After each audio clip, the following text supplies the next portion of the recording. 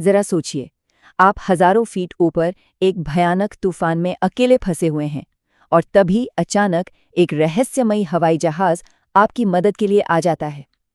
आज हम Frederick Forsythe की कहानी द ब्लैक एरोप्लेन के इसी अजीबोगरीब और रहस्यमयी अनुभव को परत दर परत समझने की कोशिश करेंगे। तो चलिए सीधे कहानी के सबसे बड़े सवाल से ही शुरू करते हैं। वो सवाल जो कहानी खत्म होने के बाद भी दिमाग में घूमता रहता है। आखिर उस काले हवाई जहाज का पायलट कौन था? कहानी की शुरुआत होती है एक पायलट के साथ, जो अपना पुराना डकोटा हवाई जहाज उड़ा रहा है फ्रांस से इंग्लैंड की तरफ। रात का समय है, आसमान बिल्कुल साफ, तारे टिमटिमा रहे हैं, सब कुछ एकदम शांत, एकदम परफेक्ट। पायलट के मन में बस घर पहुंचने की खुशी है। वो अपने परिवार के बारे में सोच रहा है और सुबह के एक शानदार इंग्लिश ब्रेकफास्ट के सपने देख रहा है। माहौल में एक उम्मीद है, एक सुकून है। लेकिन ये शांति ज्यादा देर तक नहीं टिकती। अचानक सामने आसमान में काले विशाल तूफानी बादल आ जाते हैं, इतने बड़े जैसे कोई काला पहाड़ रास्ता रोककर खड़ा हो गया हो। अब पायलट के सामने दो रास्ते थे। एक सुरक्षित रास्ता, यानी वापस पेरिस लौट जाओ। दूसरा जोखिम भरा रास्ता, घर पहुंचने की उम्मीद में उन बादलों के बीच से निकल जाओ। और घर जाने की चाहत इतनी ज्यादा थी कि उसने रिस्क लेने का फैसला कर लिया।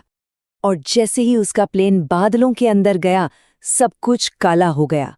बाहर कुछ भी दिखाई नहीं दे रहा था। प्लेन बुरी तरह से हिलने और उछलने लगा। एक डरावना, भयानक पल। और फिर एक एक करके उसके सारे इंस्ट्रूमेंट्स ने जवाब देना शुरू कर दिया। सबसे पहले कंपास। उसकी सुई बस गोल गोल घूमने लगी। डेड। अब उसे कुछ नहीं पता था कि वो किस दिशा में जा रहा है। कंपास के बाद रेडियो भी बंद हो गया। पेरिस कंट्रोल से संपर्क करने की हर कोशिश बेकार। बाहर की दुनिया से उसका कनेक्शन पूरी तरह खत्म हो चुका था। तो सोचिए, कंपास काम नहीं कर रहा, रेडियो बंद है और फ्यूल भी कम होता जा रहा है। उस काले तूफान के बीचों बीच वो पायलट बिल्कुल अकेला था और खो चुका था। सारी उम्मीदें जैसे खत्म हो रही थी। लेकिन तभी, जब लग रहा था कि अब कुछ नहीं हो सकता, उस घने अंधेरे में एक ऐसी चीज हुई जिसकी कोई कल्पना भी नहीं कर सकता। उसे अपने ठीक बगल में एक और हवाई जहाज दिखाई दिया। ये एक बड़ा ही अजीब काला हवाई जहाज था। उसके पंखों पर कोई लाइट्स नहीं थी। और फिर उस प्लेन के पायलट ने हाथ हिलाकर उसे अपने पीछे आने का इशारा किया। अब हमारे पायलट के पास और कोई चारा था भी नहीं, तो वो एक आज्ञाकारी बच्चे की तरह उसके पीछे पीछे चल दिया। और कमाल देखें, उस अनजान प्लेन के पीछे चलते चलते वो तूफान से बाहर आ गया। सामने रनवे की लाइट्स चमक रही थीं। उसने सुरक्षित लैंडिंग की और लैंड करते ही उस अनजान मददगार को शुक्रिया कहने के लिए पीछे मुड़कर देखा। लेकिन आसमान खाली था। वो काला हवाई जहाज कहीं नहीं था, जैसे हवा में गायब हो गया हो।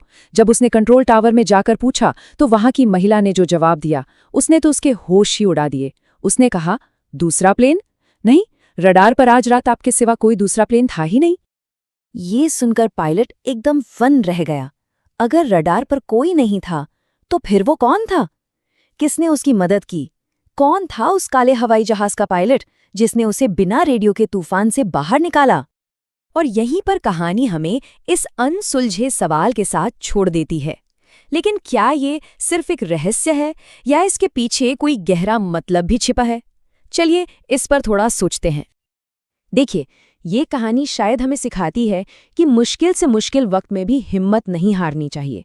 ये उम्मीद और विश्वास की ताकत को दिखाती है और शायद ये भी बताती है कि जिंदगी के हर रहस्य का जवाब मिलना जरूरी नहीं है। कुछ चीज़ों को बस स्वीकार कर लेना पड़ता है। तो अंत में सवाल वही है, क्या वो काला हवाई जहाज एक चमत्कार था, कोई दैवीय मदद, या फिर वो सिर्फ पायलट के डरे हुए मन की एक कल्पना थी?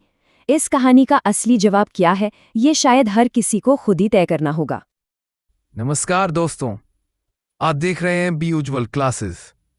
अगर आपको इस चैप्टर की line by line explanation PDF बिल्कुल फ्री चाहिए तो देर मत कीजिए। अभी हमें हमारे व्हाट्सएप नंबर पर मैसेज कीजिए और पीडीएफ तुरंत पाइए। बी यूजुअल क्लासेस, पढ़ाई अब होगी और भी आसान।